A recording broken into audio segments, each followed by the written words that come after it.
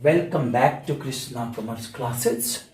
आज हम इस क्लास में डिस्कस करेंगे इकोनॉमिक्स क्या है, इसका ऑरिजिन क्या है, इसका प्रादुर्भाव कहां से हुआ है। इकोनॉमिक्स का प्रादुर्भाव, इकोनॉमिक्स का ऑरिजिन ग्रीक वर्ड से लिया गया है। इकोनॉमिक्स शब्द ग्रीक वर्ड से आया है। The word had been formed with Greek word ओइकोनोमिया।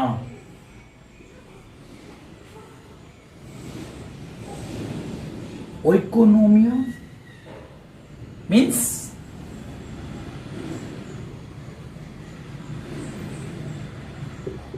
ओइकोज nomos. Oikonomia को हम दो भाग में बांट सकते हैं, ओइकोज नोमस। इसका मतलब होता है हाउस होल्ड और नोमस इसका मतलब होता है मैनेजमेंट। दैट मीन्स हम कह सकते हैं कि इकोनॉमिक्स का मतलब प्रारंभिक दौर में होता था management of house hold. Economics का मतलब प्रारंभिक दौर में होता था मैनेजमेंट ऑफ हाउस होल्ड।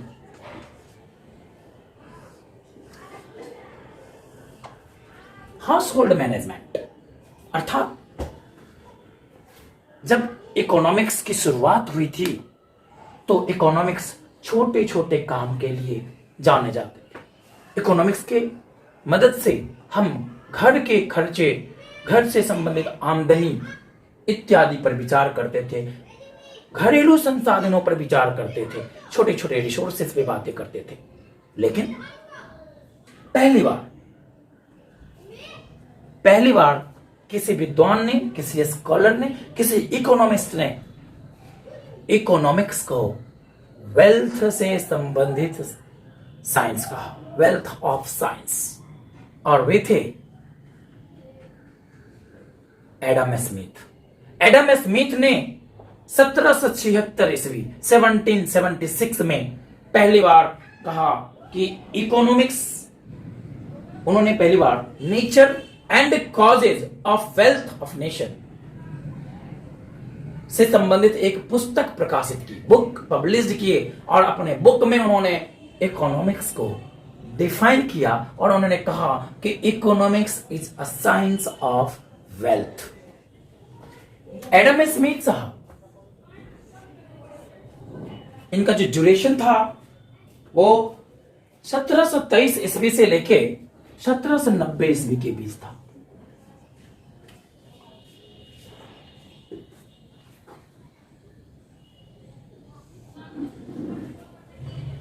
इस दरमियान उन्होंने पहली बार, एडम स्मिथ साहब फर्स्ट इकोनॉमिस्ट थे जिन्होंने इकोनॉमिक्स को वेल्थ से जोड़ा।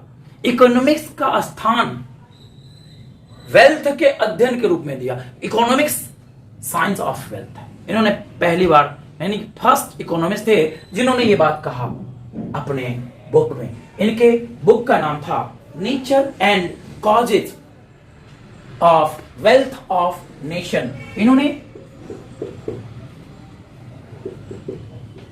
1776 ईस्वी में अपना एक बुक प्रकाशित किया।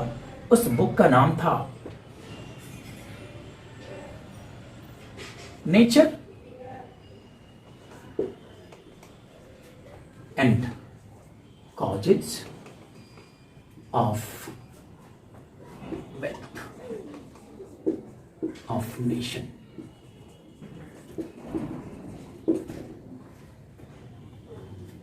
इस बुक में इन्होंने इकोनॉमिक्स को डिफाइन किया। इन्होंने इकोनॉमिक्स को डिफाइन किया 1776 ईस्वी में अपने बुक में एडम स्मिथ साहब ने कहा कि इकोनॉमिक्स धन संबंधित विज्ञान है, science of wealth. Economics science of wealth है, to increase wealth and richness of a country. किसी भी देश का इससे वेल्थ में वृद्धि होता है और वो देश धनवान होता है। जब वेल्थ में वृद्धि होगा तो देश धनवान भी होगा। तब तो हम इस एडम स्मिथ साहब के इस डेफिनेशन के आधार पे कह सकते हैं इसके फीचर्स के बारे में। फीचर्स ऑफ दिस डेफिनेशन, इस डेफिनेशन का फीचर्स क्या है? इन्होंने सबसे पहले क्या कहा कि इकोनॉमिक्स साइंस है। दैट मीन्स इन्होंने कहा कि the main objective of economics is to increase wealth। Main objective क्या है? वेल्थ इंक्रीज करना। इकोनॉमिक्स का मेन ऑब्जेक्टिव है वेल्थ इंक्रीज करना। किसका? Of a country, wealth of a country. पहला पॉइंट निकल के आया इस डेफिनेशन से कि किस इकोनॉमिक्स का जो मेन उद्देश्य है उस देश में धन को बढ़ावा दे। क्योंकि किसी भी देश में, एडम स्मिथ साहब ने कहा कि किसी भी देश में जितना ज्यादा धन होगा वो देश उतना ही ज्यादा समृद्ध होगा। धन से जोड़ के इन्होंने देखा, धन, पैसा पैसा पैसा, इन्होंने हर चीज को पैसे से जोड़ा, धन से जोड़ा। उसके अलावा इन्होंने कहा कि इकोनॉमिक्स जो है वो वेल्थ, इकोनॉमिक्स के अंतर्गत इन्होंने कहा कि कोई भी कंट्री, कोई भी इकोनॉमी वेल्थ कैसे अर्जित कर पाएगी। वेल्थ अर्जित करने के लिए क्या होना चाहिए? Economic activities. तो उन्होंने कहा कि वेल्थ अर्जित करने के लिए इकोनॉमिक एक्टिविटीज होना चाहिए, और इकोनॉमिक एक्टिविटीज के लिए क्या होना चाहिए? प्रोडक्शन, कंजम्पशन और डिस्ट्रीब्यूशन। पहले तो प्रोडक्शन करोगे, फिर डिस्ट्रीब्यूशन, फिर कंजम्पशन। इस प्रकार से ये तीन चीज जरूरी है किसी भी इकोनॉमी के लिए। अगर किसी इकोनॉमी में ये तीन बातें हुई तो जाहिर सी बात है उस इकोनॉमी में वेल्थ क्रिएशन अपने आप होगा। That means it considers production, distribution and consumption. Production, distribution and consumption as a core economic activities।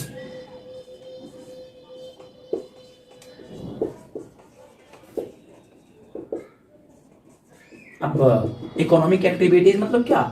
The activities then to earn money. पैसे कमाने के लिए जो भी काम करते हैं, पैसे कमाने के लिए जो भी काम करते हैं, दैट मीन्स हम प्रोडक्शन कर रहे हैं, पैसे कमाने के लिए कर रहे हैं, डिस्ट्रीब्यूशन कर रहे हैं, डीलर हैं हम, फ्रेंचाइजी लिए हुए हम, तो ये पैसे कमाने के लिए, कंजम्पशन सेटिस्फैक्शन के लिए। कंजम्पशन नहीं होगा तो प्रोडक्शन और डिस्ट्रीब्यूशन का क्या काम? और कंजम्पशन हम कर रहे हैं, अगर हम पैसा कमाए तब तो कंजम्पशन कर रहे हैं। पैसा ही नहीं होता तो हम खर्च कहां से करते? पैसा पैसा पैसा। ये जनाब प्रोडक्शन कर रहे हैं तो पैसा चाहिए, इसलिए प्रोडक्शन कर रहे हैं। डिस्ट्रीब्यूशन, डीलरशिप लिए हुए हैं, डिस्ट्रीब्यूटर हैं, फ्रेंचाइजी लिए हुए हैं पैसा कमाने के लिए। और इन्होंने पैसा कमाया है तो उसको खर्च करेंगे तब तो। अगर ये कंजम्पशन करेंगे ही नहीं तो प्रोडक्शन और डिस्ट्रीब्यूशन कहां से होगा? कंजम्पशन नहीं होगा तो प्रोडक्शन और डिस्ट्रीब्यूशन भी नहीं होगा। इसलिए ये तीनों चीज होगा किसी भी इकोनॉमिक में, यानी कि इकोनॉमिक एक्टिविटीज के रूप में प्रोडक्शन, डिस्ट्रीब्यूशन एंड कंजम्पशन का होना जरूरी है। अगर प्रोडक्शन, डिस्ट्रीब्यूशन एंड कंजम्पशन नहीं होगा तो इकोनॉमिक एक्टिविटीज नहीं होगा। इकोनॉमिक एक्टिविटीज नहीं होगा तो वेल्थ क्रिएशन कहां से होगा? उस इकोनॉमी में अगर वेल्थ क्रिएशन करना है तो हमें इन तीन पॉइंट पे ध्यान देना होगा। एडम स्मिथ के डेफिनेशन में कहा गया, it deals with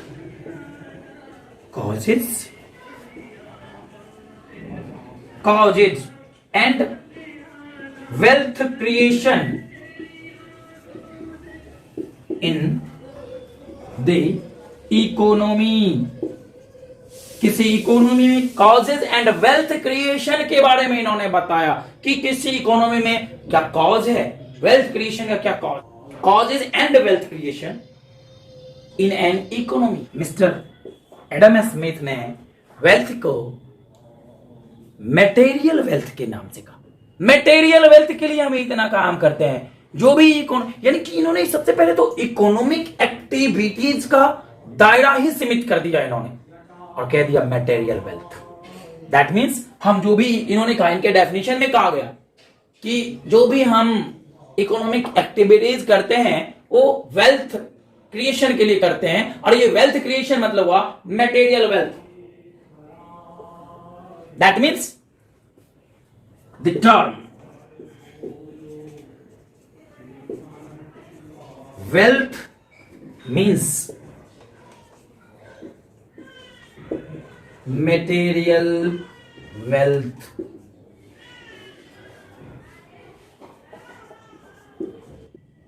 follower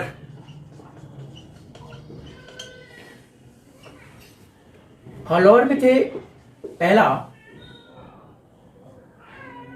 mister J.S. Mill,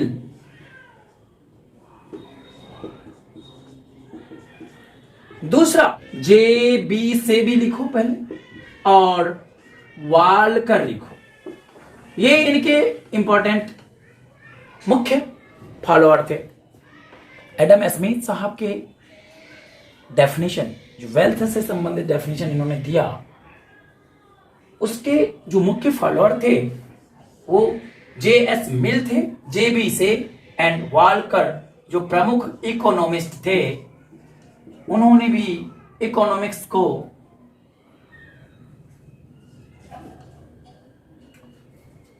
wealth से जोड़ के डिफाइन किए। इन्होंने इकोनॉमिक्स को मटेरियल वेल्थ के रूप में डिफाइन किया। मटेरियल वेल्थ क्या होता है ये जानना जरूरी है। मटेरियल वेल्थ मतलब हुआ फिजिकल एसेट्स। फिजिकल एसेट्स, कपड़ा, फर्नीचर, मशीनरी, जो भी भौतिक संसाधन है, फिजिकल वेल्थ, फर्नीचर, मशीनरी, कपड़ा, रेफ्रिजरेटर, एयर कंडीशनर, कार, बंगला, बिल्डिंग, जो भी है सबके सब मटेरियल वेल्थ है। इन्होंने यहीं पे गलती कर दिया, और चूंकि इन्होंने यहीं पे गलती किया तो इनके बहुत सारे ऐसे भी लोग थे जो आलोचना की, इनका क्रिटिसाइज किया गया।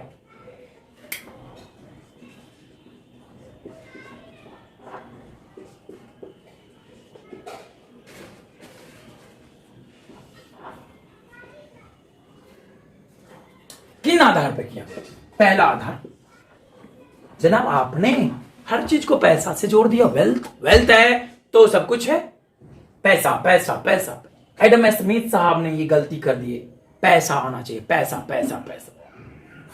उनके सपोर्टर, उनके फॉलोअर J.S. मिल, JB से, ये सब उनके सपोर्टर थे। इनके कौन थे? सपोर्टर। इन्होंने भी यही बात कहा। इन्होंने मटेरियल वेल्थ से जोड़कर, वेल्थ का मतलब मैंने बताया मटेरियल वेल्थ, इन्होंने इकोनॉमिक्स को मटेरियल वेल्थ से जोड़ के देखा। तो फिर नॉन मटेरियल वेल्थ क्या होता है? जो कि इकोनॉमिक एक्टिविटीज अगर होता है तो जहां भी पैसा कमाते हैं वो इकोनॉमिक एक्टिविटीज होता है। इकोनॉमिक एक्टिविटीज में धन कमाने की जो क्रियाकलाप है वो इकोनॉमिक एक्टिविटीज होता है। मटेरियल वेल्थ की तो आपने बात की, कार, बंगला, रेफ्रिजरेटर वगैरह वगैरह, ये सब तो फिजिकल रिसोर्सेज है, मटेरियल वेल्थ है। मटेरियल वेल्थ की बातें की इन्होंने। That means non material wealth, that means teacher जो पढ़ा रहे हैं क्या उसका कोई मॉनेटरी वैल्यू नहीं है? क्या उससे वेल्थ क्रिएशन नहीं होता? डॉक्टर्स जो अपना सेवा दे रहे हैं क्या उससे कोई वेल्थ क्रिएशन नहीं होता? एडवोकेट्स जो अपना सेवा दे रहे हैं, चार्टर्ड अकाउंटेंट जो अपना सेवा दे रहे हैं, क्या इससे वेल्थ क्रिएशन नहीं होता? होता है। बट एडम स्मिथ साहब ने नॉन मटेरियल वेल्थ को इग्नोर किया, तो ये पहला गलती, फर्स्ट मिस्टेक इन्होंने किया कि इन्होंने Adam Smith definition is a narrow definition.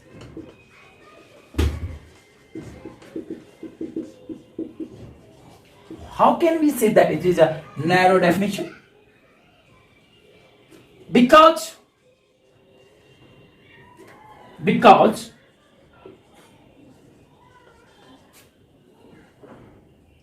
this definition only stress on material wealth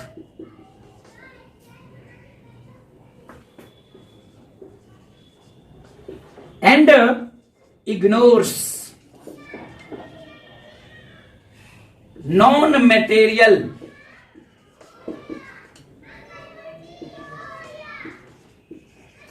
wealth. This definition only stresses on material wealth and ignores non-material wealth. इन्होंने non-material wealth that means service की तो बात ही नहीं की. Doctor का सेवा कहां गया, टीचर ने जो सेवा दिया वो क्या हुआ, एक सीए एक चार्टर अकाउंटेंट जो सर्विस प्रोवाइड कर रहे हैं, जो बैंकर सर्विस प्रोवाइड कर रहे हैं, इंश्योरेंस वाले सर्विस प्रोवाइड कर रहे हैं, क्या उसका कोई मॉनेटरी वैल्यू नहीं होता, क्या उससे वेल्थ क्रिएशन नहीं होता. इन्होंने सिर्फ मटेरियल वेल्थ के बारे में बताया, नॉन मटेरियल वेल्थ के बारे में इन्होंने कुछ कहा ही नहीं. यानी कि वेल्थ के दायरे को इन्होंने सीमित कर दिया, नैरो कर दिया. इसलिए हमने कहा कि Adam Smiths definition is a narrow definition. इनका डेफिनेशन बहुत ही नैरो हो गया क्योंकि इन्होंने धन का क्षेत्र सीमित कर दिया. अच्छा, तो फिर सेकेंड पॉइंट में निकल के आया, सेकेंड डिमेरिट निकल के आया कि दिस डेफिनेशन ignores what?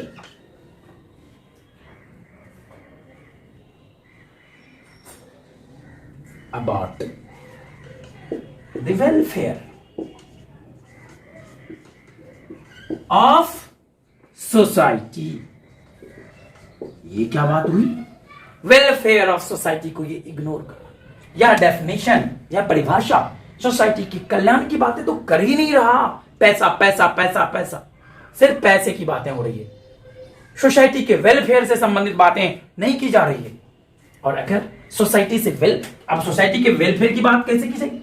आपने कहा कि सर अगर पैसा होगा तो वेलफेयर अपने आप हो जाएगा. ठीक है जी, आप शराब का कारोबार कर रहे हो, पैसा तो खूब कमा रहे हो, इलीगल एक्टिविटीज करके बहुत सारा पैसा कमाया जा सकता है, चोरी करके, डाका डाल के. एडम स्मिथ साहब कह रहे हैं पैसा तो कमाया जा सकता है. पैसा की बात किया जाए, धन की बात किया जाए तो धन चोरी करके भी अर्जित किया जा सकता है, डाका डाल के भी अर्जित किया जा सकता है. जैसा कि एडम स्मिथ साहब कह रहे हैं धन धन पैसा पैसा. तो चोरी और डाका से क्या सोसाइटी को वेलफेयर पहुंचेगा. आप शराब बेच रहे हो, आप कोई नशीला पदार्थ बेच रहे हो, दवा, मिलावटी दवा, नकली दवा बेच के पैसे खूब कमा रहे हो, क्या सोसाइटी को वेलफेयर मिला? नहीं मिला. सोसाइटी के कल्याण की बातें आप नहीं कर रहे हो, सिर्फ और सिर्फ पैसा. गलत तरीके से पैसा कमाना, क्या इससे सोसाइटी का कल्याण होगा? आप तो कमा लिए पैसा गलत तरीके से, लेकिन आपके द्वारा किया गया प्रोडक्शन, आपके द्वारा किया गया डिस्ट्रीब्यूशन, कंज्यूमर जिसने कंजम्पशन किया, क्या उसको वेलफेयर पहुंचाया? आपके द्वारा किया गया प्रोडक्शन और डिस्ट्रीब्यूशन किसी कंज्यूमर को वेलफेयर पहुंचाया, उसका कल्याण हुआ? उसको तो रिएक्ट कर गया, उसके ऊपर तो उल्टा प्रभाव पड़ा, उस पर दुष्प्रभाव पड़ा, उसके सेहत को नुकसान पहुंचाया. वो शराब, वो नशीला पदार्थ, वो मिलावटी नकली दवा, मिलावटी दूध, मिलावटी मसाला. देखिए पैसा तो कमा रहे हो. दैट मीन्स हमने सोसाइटी के वेलफेयर का ख्याल नहीं रखा. दैट मीन्स हमने मतलब एडम स्मिथ साहब ने एडम स्मिथ साहब ने यहां पे सोसाइटी के वेलफेयर का ख्याल नहीं रखा। तो ये दो महत्वपूर्ण डिमेरिट था वेल्थ डेफिनेशन में, यानी कि एडम स्मिथ साहब के द्वारा दिए गए डेफिनेशन में। लेकिन ये बात मानना होगा कि पहली बार किसी व्यक्ति ने, किसी अर्थशास्त्री ने इकोनॉमिक्स के दायरे को बढ़ाया और इकोनॉमिक्स को वेल्थ से जोड़ा, और वे थे एडम स्मिथ, जिन्होंने अपने पुस्तक nature and causes of wealth of nation के अंतर्गत 1776 ईस्वी में वेल्थ संबंधित डेफिनेशन दिए इकोनॉमिक्स के। इसके बाद इकोनॉमिक्स के बारे में और भी बहुत सारे विद्वान डेफिनेशन देते गए, अगले पीढ़ी के विद्वान अर्थशास्त्री, जिसके बारे में हम नेक्स्ट क्लास में डिस्कस करेंगे।